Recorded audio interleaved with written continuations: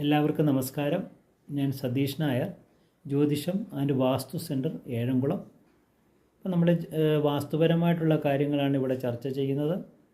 അത് നമുക്ക് എല്ലാവർക്കും മനസ്സിലാകുന്ന രീതിയിലാണ് ഇവിടെ നമ്മൾ അവതരിപ്പിക്കുന്നത്. ഇപ്പം കഴിഞ്ഞ ദിവസം നമ്മൾ കുറ്റിയടിക്കുന്നതും കല്ലിടുന്നതിനെ പറ്റിയാണ് ചർച്ച ചെയ്തത്.